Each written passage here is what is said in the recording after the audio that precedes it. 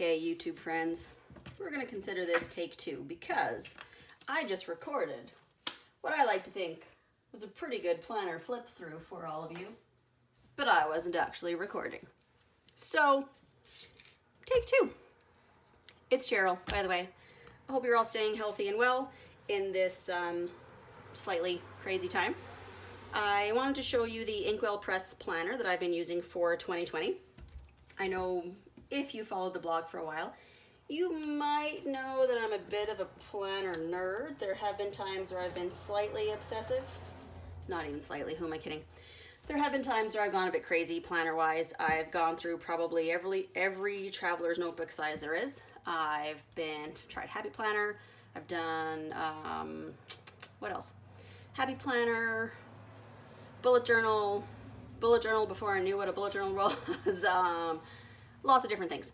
This year, and even over the course of last year, I downsized a lot. I had way too much, and going back and forth between different planners is not organized for me. It's confusing. It doesn't make any sense. Like, it doesn't work. I came across this, reasonably priced, easy for me to find. It was just at Staples here in Canada. Didn't have to pay a bunch in shipping. It was right there in front of me. Came across it probably November of last year and thought it would be great for 2020. So let's have a look through. I'll tell you what I think, tell you what I've been doing, and you can ask me any questions you have, and we'll just do a flip through. I mean, I know it's end of March, and so if you're looking for a planner, this is not really the time to be looking, but hey, we're all at home. Maybe we're getting organized. Maybe we're looking for things to do. Who knows? So I did add a few of these little pockets inside, a couple of doodles from my kids. The first page has some information about Inkwell Press, and I so rudely covered that up with the calendar from Yoga with Adrienne, the home 30-day yoga journey that she was doing on YouTube in January. I made it, day 17. I did some of the other days, but unfortunately didn't do them on the actual days and in order, and so those aren't marked right here. I should actually check off the other 2 or 3 that I did. Added some info here from Rona Designs. I just used the Rona Designs app to put in my word for 2020, and then this is from Lululemon. I think it's from one of the bags. I'm not even sure, but I just like some of the sayings on there. So then you have 2 pages with important dates. So you'll have, January, February, just 2 pages spread out right there. In the beginning here, you have 2 pages for your goals. So 3, 6, 9, 12. I have all of my notes for the goals, and I just haven't put them in there yet.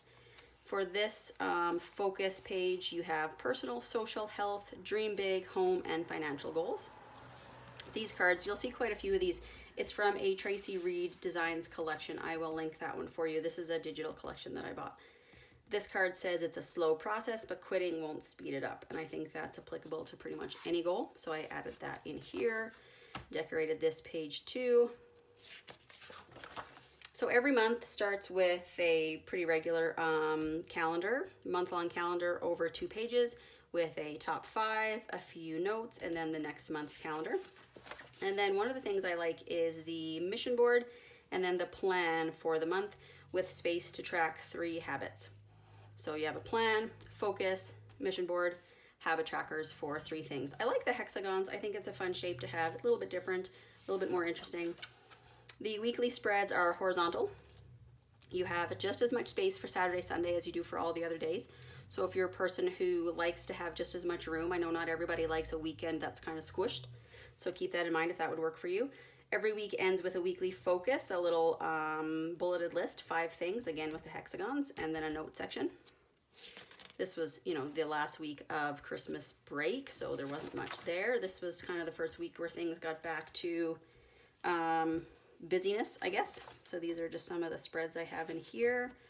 This little green section I used for different things depending on the week. I think some days I put in drinking water, some days I put in the exercise I was doing, just depended on what was happening. Sometimes this was quieter than others. Every month ends with a 2-page dot grid notes and rambling section. So I put in some of the books I was reading, I put in a photo challenge, I put in some of the things I was working on for the month, some of the things that worked, some things that didn't. Back into the calendar and another mission board.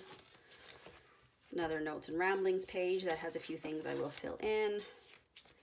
The March calendar didn't get a lot of love. Neither did the March mission board. Do you think there was a sign here? Do you think this was a sign of where March was going to go? I don't know, maybe that.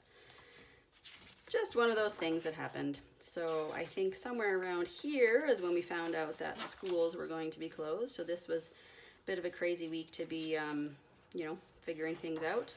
This is the week we are right now. I might use this spread to just, there's a, if you guys follow, you probably follow Allie Edwards. Allie Edwards and a local company here to us in Calgary, Wild Whisper Designs, both have some word art, some free word art around coronavirus, staying at home, social distancing, just some things you can use to document a time like this that's a little bit new to all of us. So I might take some of those things and put some of my thoughts about what this week has been like on these pages because, you know, there's nothing else here right now. And then some notes and ramblings that have to go into March at the end of the month. Then we'll go to the end.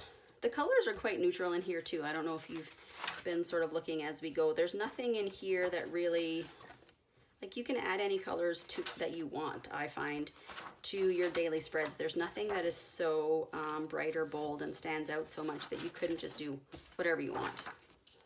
Okay, so we're back to the extra section here at the end. There's a gift list, a gratitude section, a little space for every month. There is a bucket list. This is monthly automations, create systems that work for you. I haven't really spent a lot of time on this, but there is a video and some more information on the Inkwell Press website. Monthly bill tracker, space for 2 different project plans, and it breaks them down into, gives you a task list for each project. I'm going to skip 2 of these pages for notes because I just have some work notes on there. And so I just broke up a lot of these pages for notes in terms of the things I wanted to keep track of, like, you know, using up makeup, watching the, you know, keeping track of the things I have, things I'm working on creating, some books I'm reading and notes I'd like to make about them and that sort of thing. There's a lot of pockets built into this one, so there is a pocket right here, big pocket there, turn, small pocket here, and then a big pocket right there, and again with a little hexagon theme. So that is my Inkwell Press planner. This is the one thing that's been a little bit, I don't want to say annoying, just this one little coil back here that sometimes doesn't want to close. But yeah, I've been happy with this. I've been enjoying using it. It's been working well for me, despite the couple of weeks I don't have anything in them right now. Life happens. Some weeks are going to go like that.